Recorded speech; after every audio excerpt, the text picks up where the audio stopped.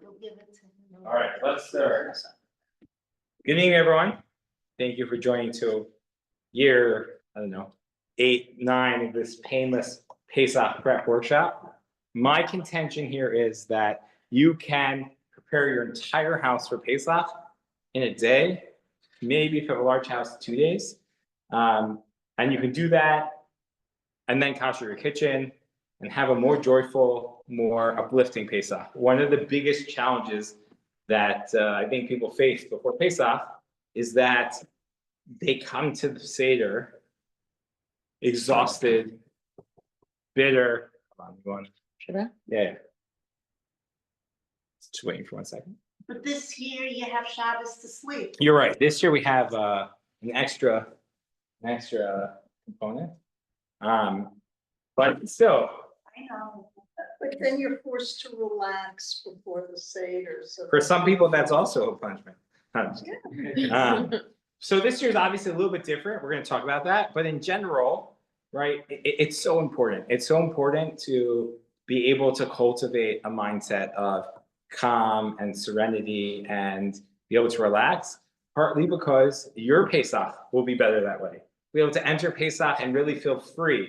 As I think I joked in one of the PR, leave the bitterness to the Seder plate, right? You don't want to come into Pesach resenting and in that feeling. But more importantly, for many of us than our own well-being, it's our families, right? And particularly for children and grandchildren, we don't want their memories of this holiday to be about high blood pressure and stress and yelling and fretting. We want them to have the very positive, meaningful, uplifting experiences where this is a joyous time, which brought people together, which, yeah, it took work, right? In Judaism, we believe in Kiddusha b'li hachana, that there's no holiness without preparation. It took work, but not in I can't believe how much eggs are this year, and I can't believe matzah is so expensive, and they're not running 14 different flavors of the yogurt that I want.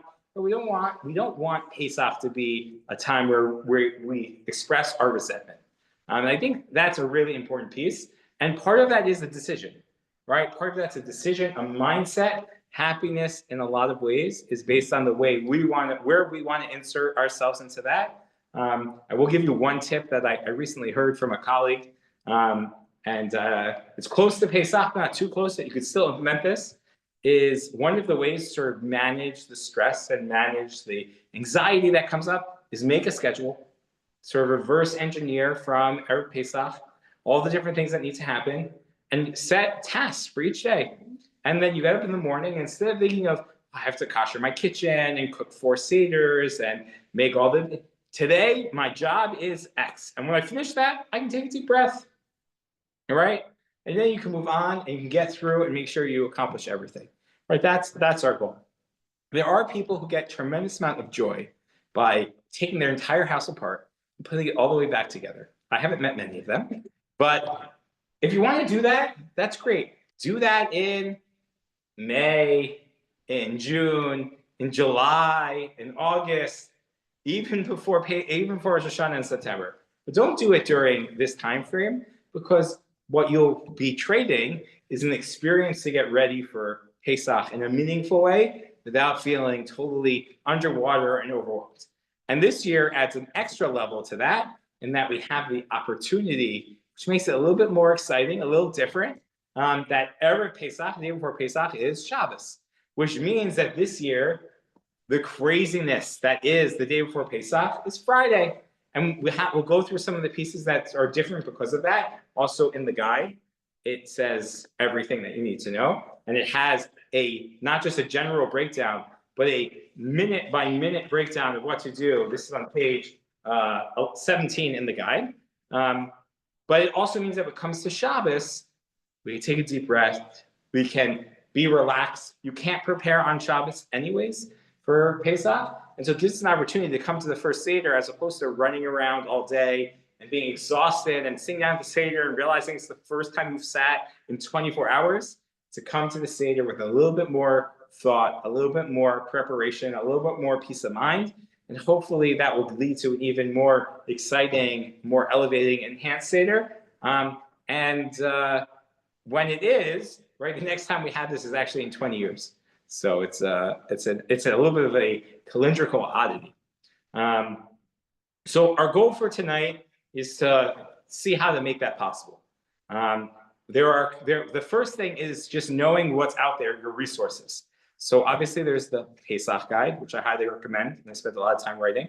And it really has an outline of everything that you'll find in your kitchen, step-by-step process, how to kosher it, a step-by-step process of what to do this year that's different than previous years. What do we normally do? Why do we do it? And then how do we do it this year? And then a summary of that. So that's one really great resource. There are other great resources. The CRC and the OU have great booklets out there, both available digitally and physically in the lobby. Another wonderful resource, which I will highly recommend and tell you it will save you a lot of time, that is the CRC app. The CRC app for your phone is unbelievable. It was just released in a new version.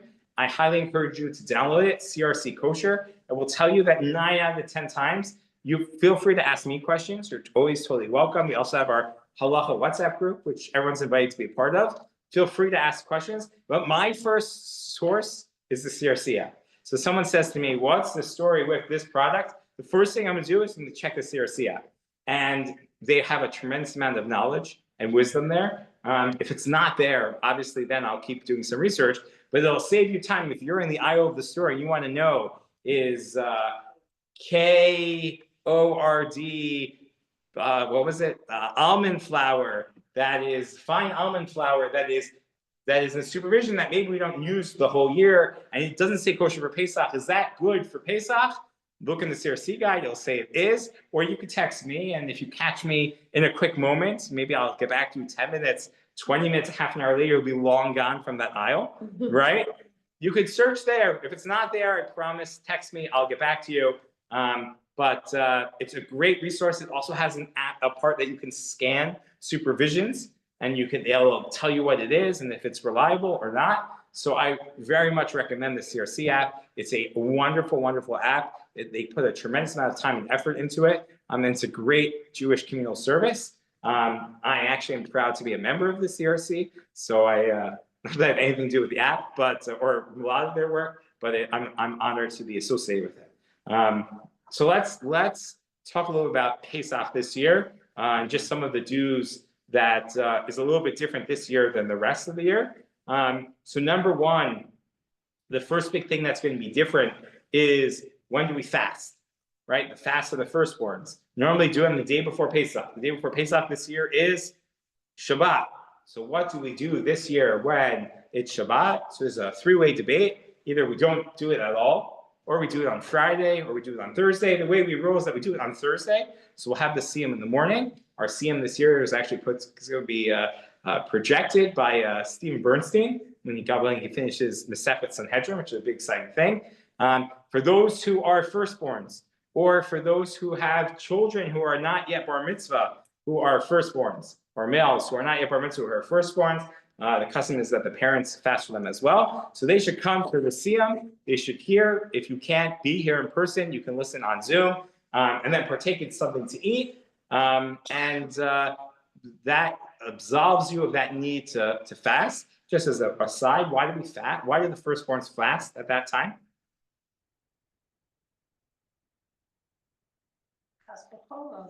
Right. So one suggestion is because the firstborns they were killed and these were spared, and so it's sort of a reflection of gratitude. One other option, right, is that not just a reflection of gratitude, but almost an obligation that they were saved. Maybe they were unworthy. That's one expression. Another expression is by being saved from the 10th plague, it actually set them on a path to be the Kohanim, to be the leaders of the Jewish people. And so the fasting was a way of them preparing for the holiness that they need to be engaged in over Pesach. Now, history didn't work out that way exactly, and now we have actual Kohanim that played that role, but that wasn't the original plan. A third suggestion, just because, the children will ask, we should have good answers, right, is that actually this is a reflection of the fact that they missed out on being the Kohanim. Meaning, when's the busiest time of the year for a Kohen? Or Pesach. The entire Jewish people need to come and bring a sacrifice in a short period of time and be ready to eat the Korban Pesach. It's a very, very busy time. And who's standing on the sideline, sad that they don't have the opportunity to bring the korbanos, bring the sacrifices?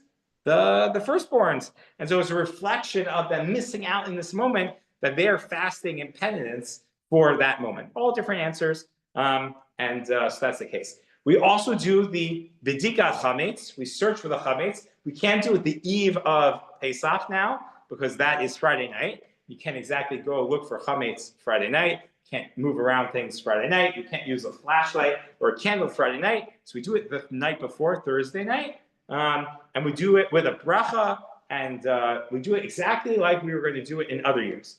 And this is actually a fundamental sort of approach to the way we think about parts of the Pesach experience that get moved because of Shabbos. Our rabbis were very wise. They said, like the next day, right, you have to burn the chametz, right? When can you burn the chametz until? So normally, you can only burn the chametz until the last time you're allowed to own the chametz. Otherwise, it is prohibited, right?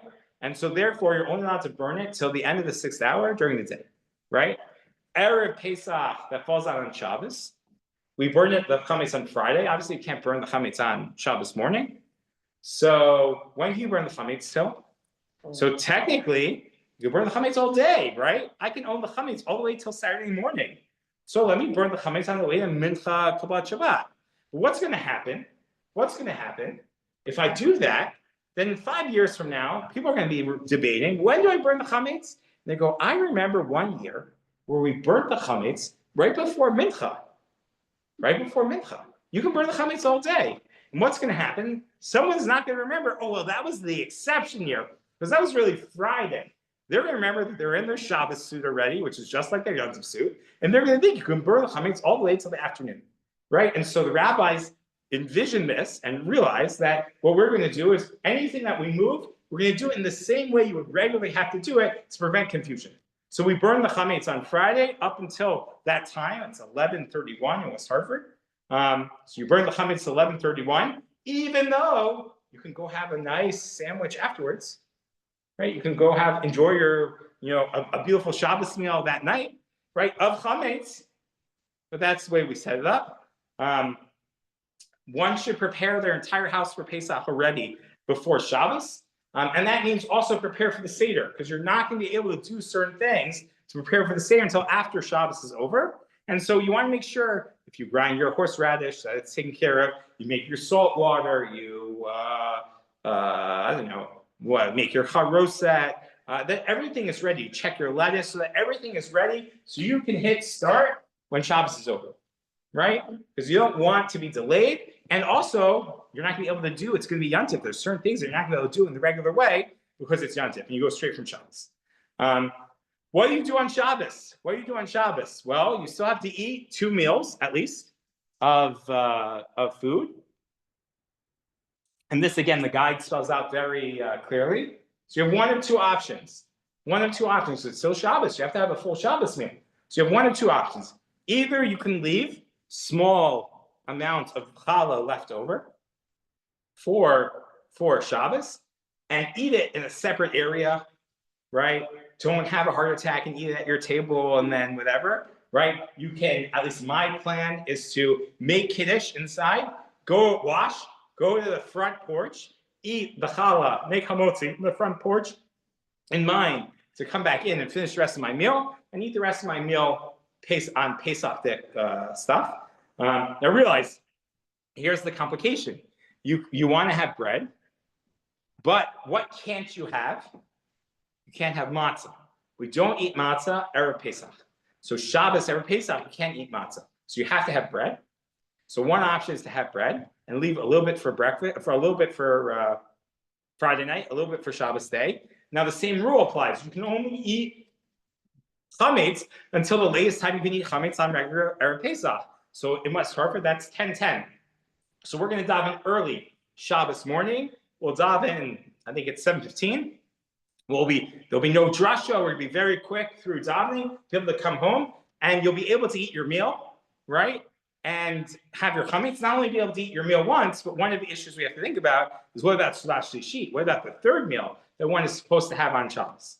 So one option, we'll get to Shlash Shishit in a second. One option is to have actual chametz, and I would highly, highly recommend that one does not eat it at their table over all of their, Pesach dishes. They do it outside. They do it in a corner with a plastic tablecloth that they roll up. So the question is then, what do you do with that chametz?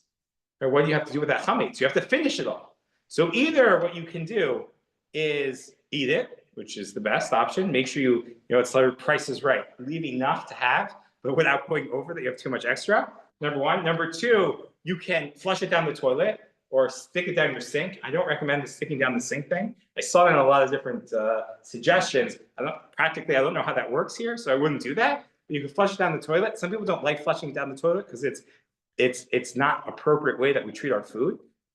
All food, even chametz, is a blessing from Hashem. So we want to do that. So another option is you can throw it out, roll it up in the garbage bag, take it to a garbage that is not on your property, i.e. take your garbage all the way to the front of your I know it's Shabbos, so it'll be picked up in 2 days. Take your garbage before Shabbos all the way to the front of your property and put it in there and be mafkir. Say, I no longer want this. It's not mine. I want nothing to do with it. You can even maybe take a little bit of bleach or something and pour it on it so that it becomes totally no longer edible. That is all option number one. Option number two, for those who might be a little less risk averse, is to have egg matzah. Egg matzah is a big debate. Egg matzah is a big debate for Pesach. Egg matzah is what we call matzah ashira, rich matzah. And we don't just mean because eggs are so expensive this year. Egg matzah is because it's enriched, it has all these extra ingredients in it. And there's a debate, is this chametz or is this not? And what we paskin, Ashkenazim at least, is that egg matzah is on the one hand not chametz, but on the other hand should not be eaten on Pesach at all for Ashkenazim who are healthy. If someone is infirmed or they need to have it, they could have egg matzah. That's a separate conversation that we should talk about. But definitely over Pesach, someone should avoid eating egg matzah together. If that's the case, so then just like chametz, you can eat your egg matzah until 10:10. But you don't necessarily have to worry about, if there's a little bit of crumb or leftover or this and that, about getting rid of it, about destroying it and stuff like that. All right? Those are your two options. Now, the other issue that gets rolled into this is, when do I eat Shlash Shishit? When do I have the third meal? And here again, there are three options. Option number one is you come home straight from shul, eat, make a kiddush, have hamotzi, eat a little bit, bench, take a break, not like a 2-minute break, like a 20-minute break, maybe go for a walk, take a nap. I don't know if you can nap for 20 minutes at that time of the morning, read something, learn something, do something, and then come back and wash again, and then have hamotzi, and that will fulfill your third meal. Now that is good because you're having bread for Shlash Shishit, but what you're not accomplishing is having Shlash Shishit, having that meal in the afternoon, which is typically the time when you're supposed to have the third meal, Shlash Shishit, right? So another option is in the afternoon to have Shlash Shishit, but now you can't have matzah, and you can't have bread, and you can't have egg matzah, so you have it for other things. You have some meat, you have some fruit, you have, some people suggest you have matzah balls or something like that. So that's another option. The third option is the approach of the Magen Avram in the name of Rosh Shimon Bar Yochai, that you learn some Torah in the afternoon. You learn some Torah in the afternoon, and that is in lieu of this Shlash Shishit, in lieu of actually eating, you're eating spiritual food. And that also fulfills that. So those are three options. It's always funny to me, and I say this a little bit in jest, but also it's always wonderful when people are careful about mitzvot that we have, that people are so careful about Shlash Shishit this Shabbos, but 364 days of the year, 51 Shabbos a year, they're not so careful about Shlash Shishit. But listen, if you only do a mitzvah once, it's also great that you do a mitzvah. So I'm not complaining. Can I ask? Sure. Just, is there a time that's too late to eat Shlash Shishit? Yes, there is. Great question. Also on Erev Pesach, we have an idea that one should not eat too close to the Seder so that you go into the Seder hungry for all the Seder experience. We don't have matzah at all on Erev Pesach, so you're hungry for the matzah that night, but we don't have a large meal or anything too close to Shabbos, I'm sorry, too close to Pesach. So that this year is in the guide, is 4:00, 4:10, right? It's the same idea that we talked about when Friday was Purim, and that you could only have a meal to a certain time. So you should have sashishit before 4:10. Yeah. Now, back to the meals, if you're eating your bread separately, in a separate location, then where do you do Birkat Hamazon? Where you can do at your table, Okay. where you're having the rest of your meal. Okay. Have in mind that you're going to finish the rest of the meal at your Okay. table, especially if you can see it, which almost all of our houses, or you can see the location through the window where you are, no problem. Okay. Now, Shabbos morning also, we want to make sure that we say Kol Chamira. We want to renounce any chametz that we have left, that we know or we don't know. We don't do that on Friday because it's not sure on Friday. I still have, my 4 rolls or my 6 rolls that I left for sashishit for Friday night and Shabbos day. So we don't do that until that point. One thing that you don't have to worry about, but I have to worry about, is how you do the sale. Is the sale effective on Friday for Friday? What happens if someone went to the store right before Shabbos and bought more Cheerios? Right? Can they add that to their sale? So, spoiler alert, don't do that. Right? Don't do that. Do you do the sale retroactive so that it, or sort of with a delayed enactment, the inverse of retroactive? Like I do the sale on Friday, but it only takes effect Saturday morning. Does that work? Can you do something like that? So that's for me to figure out. That's the rabbinic side. But that's the case. Yeah. Make sure you light a yortzeit candle before Shabbos, so you have lights for when Shabbos ends.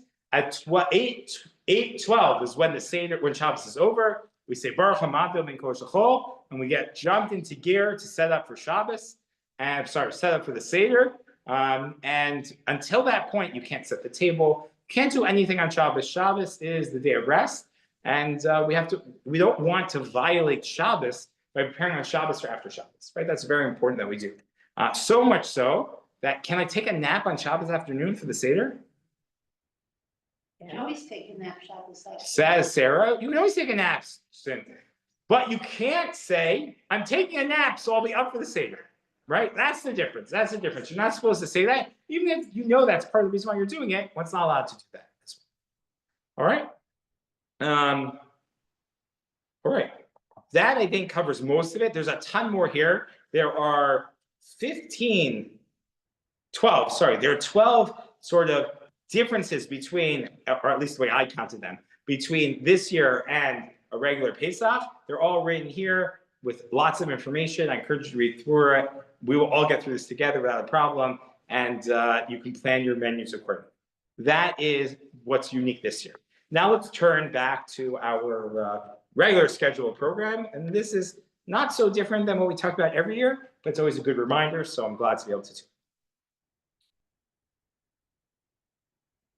it. When we talk about Pesach, we talk about chametz. The Rambam quotes 8 different mitzvot relating to chametz during this time of year. 3 positive and 5 negative. The positive mitzvot is the mitzvah to destroy the chametz. The mitzvah to eat matzah, which is a symbol of not eating chametz, and the mitzvah to tell the story of Yetziat Mitzrayim. Right? Those are the 3 positive mitzvot surrounding Pesach. Then there are 5 negative mitzvot, biblical commands that surrounds Pesach that are relevant today. Number 1, it's prohibited to eat chametz on Pesach. Shocker. You're not even allowed to eat chametz on Erev Pesach, which we just covered, at least from midday. You're not allowed to eat a mixture of chametz. There's the issue of bal yira'eh, of seeing and engaging with your chametz on Pesach, of finding your chametz on Pesach, and sort of owning any chametz for any use on Pesach. Not only get benefit from it, all of those are the biblical commands of chametz. So, which means that these are for your own chametz, meaning it's not, if I run into the big Y, I don't have to have like blinders up so I don't see the bread aisle. Now, I shouldn't sit there over Pesach and waft in the wonderful aromas of the fresh bread. That's certainly not in line with the experience of Pesach. And really, it's important to note, when we talk about cleaning for chametz, we get so caught up sometimes, again, in the practical, we don't realize there's a message, there's a messer behind this. There's a reason behind this. The chametz is sort of the enemy of the season. And halachically, we see that. Chametz is unique in that it's prohibited even in a mixture. Chametz, you can't own, you can't possess. I can own a pig. I can't eat a pig. I can own a pig. I'm not even allowed to see my chametz on Pesach. I can't benefit from it, right? And it's not even butter, right? If I drop a single barley bean into a huge vat of my chicken soup on Pesach, the whole chicken soup is not kosher, right? Normally we would say it's batel barov, right? Or I could fish it out. No, that's not the case when it comes to this. The whole chicken soup is thing. Why?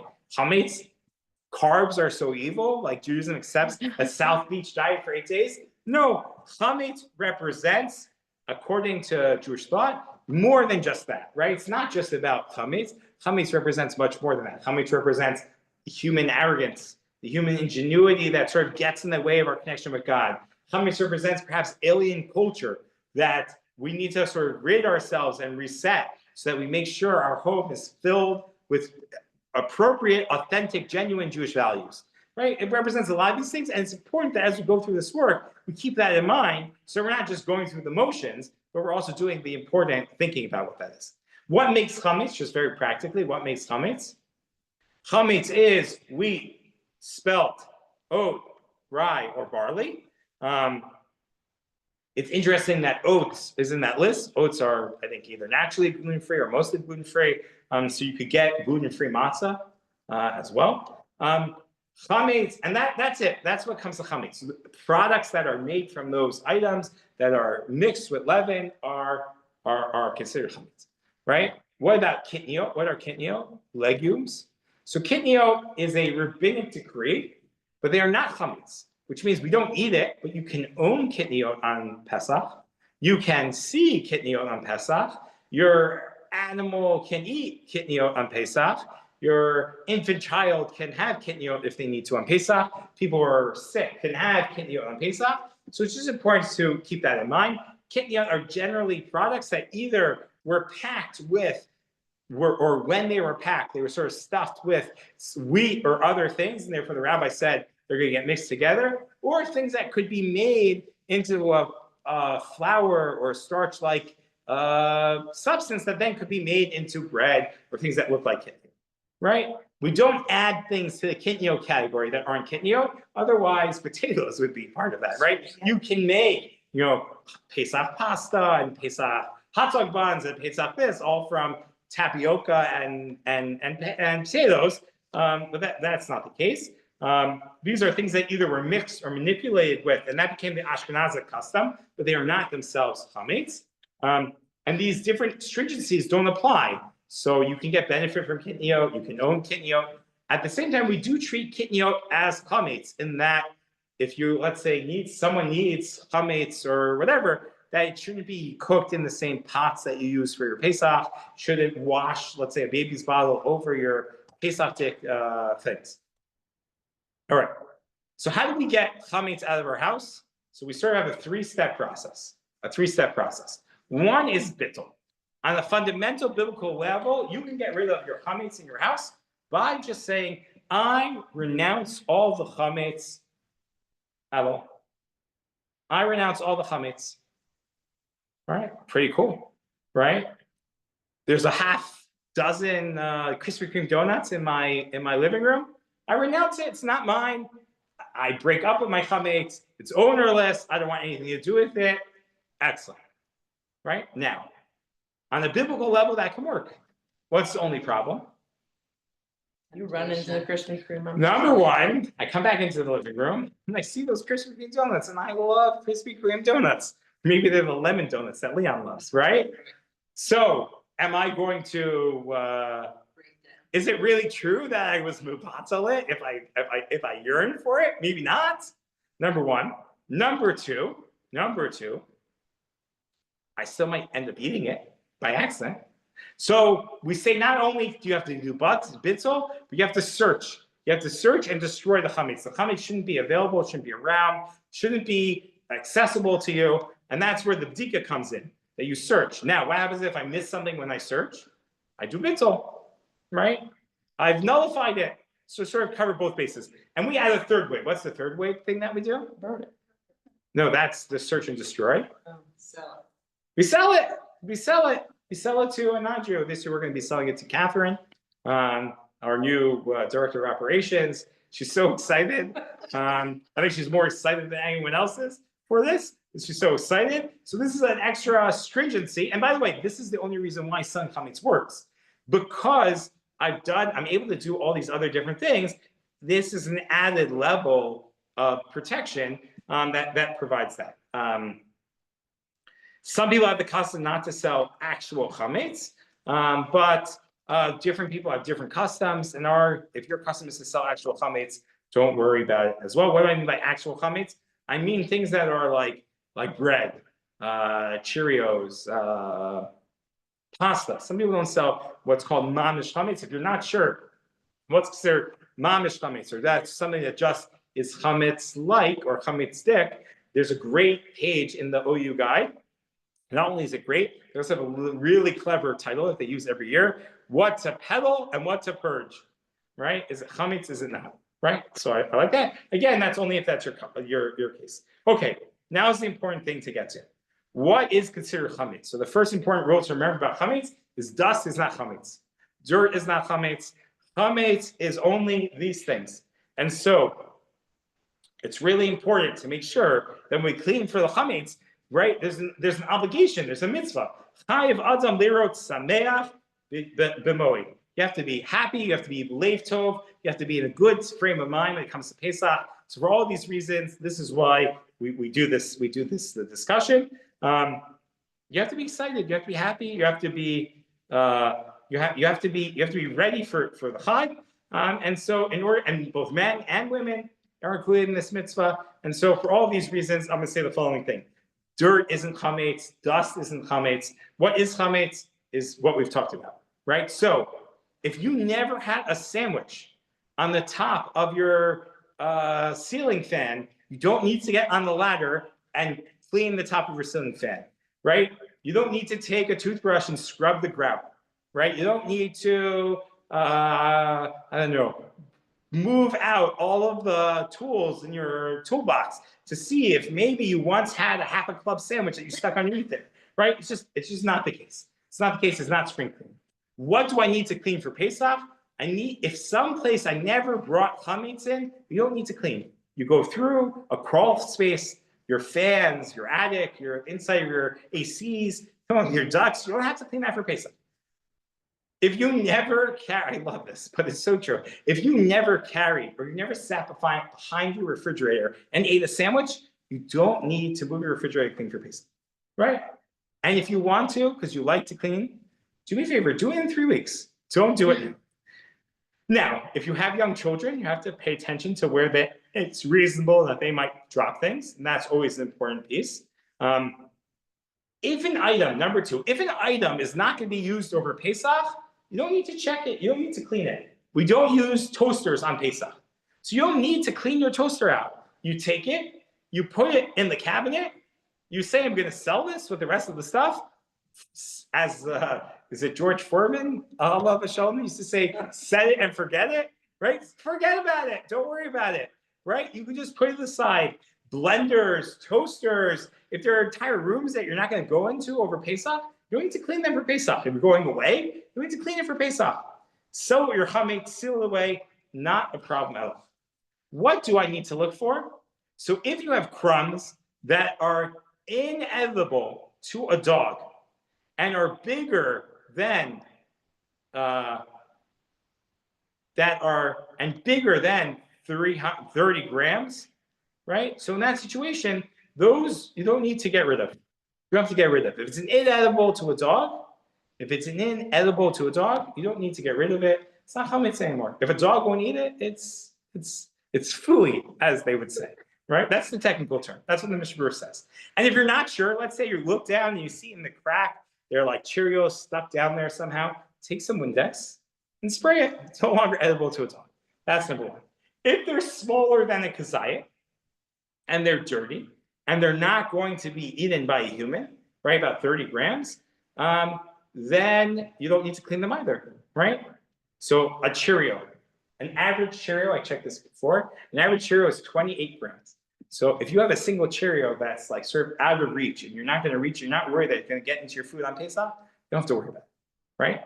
What are we worried about? We're worried about chametz that is larger than 30 grams that is edible to a dog or to a human, or smaller than 30 grams that is edible to a human, right? That's what we're worried about. That's the type of chametz you have to get rid of. Again, this is only chametz that's going to be exposed. If I'm not going to pull out my oven over Pesach, I don't need to clean behind my oven, right? It's not against my food. If I'm not going to take the cuffs of my pants and shake them out over the table over my fine Pesach china, I don't need to vacuum inside the cuffs of my pants. There's no chametz that's more than 30 grams in the cuffs of my pants. I mean, maybe if my pants were dragging on the floor, that would be the case. Again, so what do you have to do to clean for Pesach? Vacuum, sweep, check in if you eat while you watch TV, so clean in those areas. But in general, like that's all you have to do, right? Where there might be food, you have to check, you have to clean. Emptying drawers, relining drawers and stuff like that has nothing to do with Pesach. You don't have to worry about it. And if you do, don't blame the rabbis. All of that is sort of everywhere else in your house. Now, if you eat in your car, you have to check your car. If you eat in your garage, you have to check your garage, right? You have to make sure that you go through those areas, make sure they're chametz free. I have lots of candies in my coat pockets, my jacket pockets. So I'm always giving out candies as well. So I have to check the pockets of my jacket, right? Because there's a good chance there are candies there. But if you never, I don't have to check every shirt pocket in my closet because first of all, they were washed and there's no candies in there, right? So, you have to use common sense, but that's generally the case. What about in the kitchen? That's the next part of this. So in the kitchen, this is the important piece. Cabinets, refrigerators, freezers, shelves that don't have hot food on them, right? I'm not talking about your oven or your stovetop or stuff like that, or your countertop. You need to clean them, make sure there's no chametz on them, and then say hello Pesach. Wait, what if Right? you're not opening those cabinets? So if you're not opening Pesach, you don't do anything. Just put some tape over it. Chametz don't use. But let's say I want to use a cabinet. So you need to clean out the cabinet, make sure you dust, make sure there's no chametz there, and that's it. Right? Your refrigerator, you clean out your refrigerator. You don't, there's some people who line their refrigerator. If that's your custom, you're welcome to. You don't have to. I will tell you there's a good chance you could break your refrigerator that way. If you don't poke holes in the lining, the refrigerator's air won't circulate properly and you could break the refrigerator. The ice machine, it's best to sort of empty it and then refill it because sometimes like things get caught in there and use it for Pesach. Counters. So in general, when you kosher things, there are three important rules to talk about. When we want to kosher for Pesach or kosher for anything, number one, what we're worried about is actual food on it, so it has to be clean. And number two, according to halacha, we have the idea that something called tam ki'ikr. Tam ki'ikr. What does tam ki'ikr mean? It means the taste is the primary piece. That the ingrained flavor that these items have brought into, that what you cooked has brought into the walls of the pot or the counter or the oven, that is ikr, that is primary as well, just as important as the actual food. So that's what you need to deal with. So according to the Torah, how do we get rid of food that is blazoned, ingrained, heated, and then sort of absorbed into the walls of your pot? So very simple. Wait 24 hours. After 24 hours, the taste degrades, and then it's okay. Then it's okay. According to the Torah, after 24 hours, any embedded taste in my pot, in my pan, in my oven will break down to such a way, will have such a low quality that it will no longer be a effective taste that can mess up my kitchen. I'm sorry, Rabbi, that means hot things? We're talking about hot things. So you Still pay attention with me. I'm not telling you. But the problem is let's say I use my frying pan today and I use it for meat. And so according to what I'm saying, tomorrow, 24 full hours later, as long as it's clean and nothing happened, it's sat, I can use it for dairy without a problem, biblically. The rabbis were said, that's great, but how are you going to keep track of what you didn't use it for 24 hours? Because if it's 23 hours, it's glot treif, right? 24 hours is when it falls back. So the rabbis legislated, and this is the basis of everything that we know about koshering. Ben Yomo, something that is 24 hours, and an Eino Ben Yomo, something that's beyond 24 hours, have the same requirement of koshering because they're worried of a Ben Yomo atu Eino Ben Yomo, or Eino Ben Yomo atu Ben Yomo. They were worried that I might treat something that I think is 24 hours old as something that's less than 24. I'm sorry, I might treat something that I think that is really 22 hours old, like something that's more than 24 hours. So you have to kosher. But the important thing about koshering is that this 24-hour process comes in because my koshering assumes that whatever I'm trying to expel is already a degraded, a less potent taste, right? So the first stage of koshering anything is cleaning it, making sure there's no actual chametz on it, and then letting it sit for 24 hours. So again, when you plan your schedule here, it's always good to think about maybe koshering Motzei Shabbos, because Shabbos is a great time. Your oven is resting on Shabbos anyways for most of us. Your stovetop, your various different things are resting anyways. And you can plan your menu accordingly. You can come to the lunch in this Shabbos, and then you don't have to worry about anything for lunch, right? So when you want to kosher something, it shouldn't be used for 24 hours at all, right? Definitely not for hot, but it shouldn't be used at all. Then, depending on the item, the other major rule is however it absorbs the taste is how you get rid of the taste. So depending on the item, it's how you kosher. So for example, your countertops, your sinks, all of that is going to be kosher through eroy, through boiling hot water. You take water and you need to wait till it's boiling hot. How do you know it's boiling hot? Not when the steam is coming up, but when the bubbles are breaking the surface. When you have rapid boil, I think is the technical term.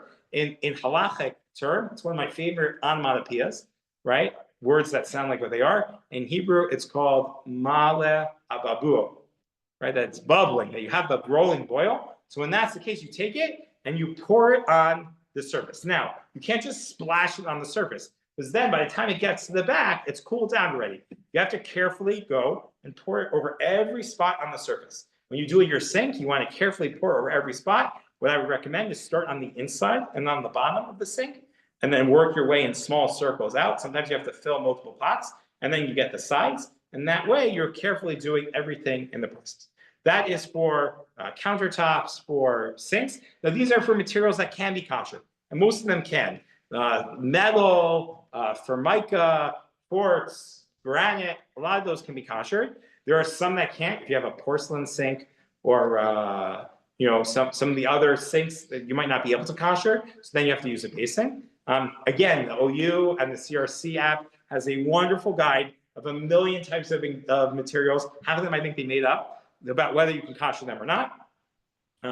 So that's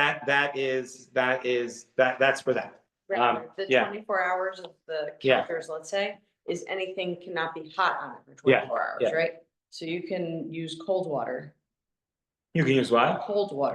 like, let's say there was your sink splashed over. Yeah, you're right. You Okay, could. yeah. But I would be careful because all you need is one person to go like this, and then you've lost your 24 hours. Right, So, or all you need is someone to take something off your hot plate and instead of bringing it to the table, put it down the counter, and then you've lost your 24 hours. What about the microwave? How do you kosher your microwave? Next item. So the way microwaves absorb the flavor is through the steam. So you take a cup, you put it in the microwave, and you put it in for like 10 minutes. Make sure it's a microwave-safe cup. Make sure you watch it so that the water doesn't totally boil out. And then you wait for the microwave to fill up with steam. And then you move the cup because you've koshered everything except for the spot under your cup. Move it to the next spot. Ashkenazim do not kosher glass for Pesach. So you have a glass table. You got to take that out and put it away for Pesach. So that's that. Sinks we talked about. Dishwashers we really don't kosher for Pesach. Partly it's the stringency of Pesach. Hot water urns. Can I ask about the microwave? Yeah, How do you clean the filter? what do you mean? And the microwave has like a filter. Is there a special way you're supposed So you to? could clean it, use a caustic chemical, that's it. Again, food isn't directly coming in contact with it. Boil and water. What? Boil and water. Urns in general, unless you're sure that they were not used with chametz, they weren't cleaned with vinegar, you never like put your challahs on top of them, then, you know, it's pretty easy. Otherwise, urns are pretty cheap. I would recommend sort of investing in a Pesach one.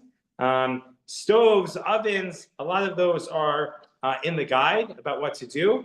And I would encourage you to read that. In general, you have sort of two ways of doing it. Either you have the way in which you have to wait 24 hours, or there's a higher level of koshering. Instead of trying to just expel the flavor, you're actually burning it completely. So when you self-clean your oven, you are totally burning out any flavor, you're not expelling it. And therefore, you don't need to wait 24 hours, you don't need to clean. You can just put your oven on self-clean, and then 5 hours later, it's kosher for Pesach, right? And if you don't trust me that that's what happens, I encourage you to go buy a wooden spoon, put it in your self-clean oven, and then wait to see what you have in 5 hours. I hope you're not attached to the spoon. You will never see the spoon again. It will be reduced to a little bit of ash. My oven has a couple different hour settings. Right, so you have to make sure that's a real self-clean that really gets hot. Otherwise, it's not going to. You could do 2, 3, or 5 hours. And when it gets hot enough, Yeah. it gets to whatever, 900 degrees, 800 degrees. I don't know. So you gotta just read the guide, because Yeah. like my self-clean oven has like a aqua clean, that's not real self-clean. Right, it needs to be a really, it needs to get hot enough, yeah. Just a comment, this Yeah. happened to me in Cleveland, and then when I used my self-cleaning oven, destroyed my racks. In the oven, so you're right, Yeah, so I wound up, I didn't want to mess with the house we acquired, I just bought. so you can do that. Another thing you can do is if you wanna clean your oven, you can clean your oven. You could clean your oven racks, not use them for 24 hours, and then turn the oven on the highest setting for about an hour. Right? So like if the oven goes to 500, so put it on 500 for an hour, it shouldn't mess up the racks for that. Depending. Yeah. All right.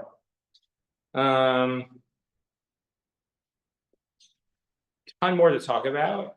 Let's just, we can go through the whole kitchen, but it's all in the guide, so I encourage you to read that. You know, glass stovetops, regular stovetops, electric coil stovetops, gas stovetops, all of that's in there with very clear instructions. If you have any questions, feel free to reach out. Let's just finish with some products. Seltzer, unflavored seltzer. I think I got this question like 10 times this year. Unflavored seltzer is kosher for Pesach without special kosher for Pesach certification. All right? Unflavored. Same thing with unflavored water. Cosmetics. Here's an important rule I like to say about cosmetics. If you eat it and you'll die, it's not chametz. All right? So like, you know, now I joke, but there are opinions that feel that some of these cosmetics have denatured alcohol in it, and that you can renature it and alcoholics drink it and this and that. But that is not the position of the OU and not my position as well, or the CRC, that, you know, deodorants, colognes, you know, all these different things, just because people in, you know, with some mental health challenges might drink it, that doesn't make it food, right? And so those things can be used without a problem on Pesach. You won't see in my guide anything about, oh, this shampoo you can use, or this conditioner you can use, all the conditioners you can use. And I highly recommend people use soap and conditioner in general. That's just they're hygiene. The thing, cosmetics that are edible becomes a little bit of a question. So like lipsticks and stuff like that. In general, we try to avoid using lipsticks that have chametz, and also to make sure that we clean our lipstick for chametz, meaning just clean a little bit of the area that's been exposed or cut a little bit off before Pesach. That's what some people do. Medicines, real medicines that you swallow, not a problem. Real medicines that you swallow are not a problem for Pesach. And you shouldn't stop taking your medicine. Any prescription medicine that you swallow, it's not a problem. Vitamins are sort of a question about whether they are prescribed. There are some people take vitamins because they are medicine. There's some who take it because they are sort of probiotic type of different things. if it's in that second category, you should think about it. You know, have a conversation. Not all of them are chametz, and you can investigate that. But real medicines, like it's very important that people take their medicines, their prescriptions. And there's not a problem. Something that you swallow is not food, and there's no real medicine that it's not really chametz that's in there. Okay. I have a couple other sort of notes. A big question I get a lot is about salmon. So all fresh or frozen salmon without preservatives, no additives can be used for Pesach. But it's always great to wash it first to make sure that there's nothing on it. That's always a good thing. All chicken, raw meats, it's kosher for Pesach all year round, except for hamburger, chopped meat, because a lot of times they have fillers and stuff like that. And that's, you know, always good to use. So if you have in the back of your freezer, you know, some Crown, you know, chicken from 3 months ago, don't worry, it was kosher Pesach. It was kosher Pesach then, it's kosher Pesach now. But ground beef would have a PN? Ground beef should have a kosher Pesach. I do believe that all the ground beef is always kosher Pesach, because I don't think they put any fillers. Yeah, exactly. I don't think they put any flour in it ever. So There's nothing on the meat that I just bought. yeah, I'm pretty sure the Crown never puts, I will double check that tomorrow. But I'm pretty sure the Crown never puts fillers in theirs, so it'd be kosher Pesach all your time. Cheese. So, you know, I mean, the mainline cheeses are kosher for Passover. Yeah, But there's a Trader Joe's, is an Israeli cheese, which is kosher, but it's not designated for Passover. so it needs, you make sure it has kosher Pesach. You can check in the thing. Any questions? Can you wash lettuce on Shabbos Yontif? Not for Shabbat, not for Yontif. I'm saying in general. Is it malacha? To wash lettuce. Yeah, But for that day, yes, I mean, I can't wash on Shabbos for the Seder. right. Yeah, you can wash lettuce on Shabbos. Presumably, you provide you're doing it in a non-malacha way. Can Right. you use the leftovers the next day? Can you use the leftovers the next day? Let's say you're washing, so I always just wash the whole bag. No, so you can't do more than you need for Shabbos or for Yontif. Right, you can't just keep going because like, Because it's the bag. main for yeah, us, just yeah, wash. no, you can't do that. But if you served it at the table Uh-huh, and then there were leftovers, uh-huh. right? And I don't mean you served, like, there are two of you and you have a heaping portion of like, you know, a king size bowl that has, you know, lettuce, because you're having 30 people tomorrow and it's just you and Steve eating tonight, and you made lettuce to feed an army. So I don't mean that. But let's say you served, you know, lettuce, you served a salad, then you have about half a salad left. So yeah, you can use that. Okay. It's all, I mean, first of all, it matters like what your intention is. You Right, can't trick right. yeah, you can't say, oh, this Shabbos, I'm gonna have, you know, horseradish and whatever as my meal. Oh, would you look at that? I have a Seder at my table. No, you can't. It's clever. Props for trying. All right. Thank you everyone for coming. I just want to end where I began. We should have a Chag Kosher V'Sameach. There used to be a rabbi used to joke that for Pesach and for Sukkot, we have different emphases on that blessing. For Pesach, our emphasis should be a Chag Kosher V'Sameach. That should be joyous. And for Purim, and for Sukkot, should file this away. That should be definitely Sameach, but it should be kosher. You should make sure your sukkah is really kosher. So we'll leave it there. Thank you for joining us, and hopefully together we'll have a meaningful Pesach. You do know what I call the kitchen the week before Pesach. It's called Schrodinger's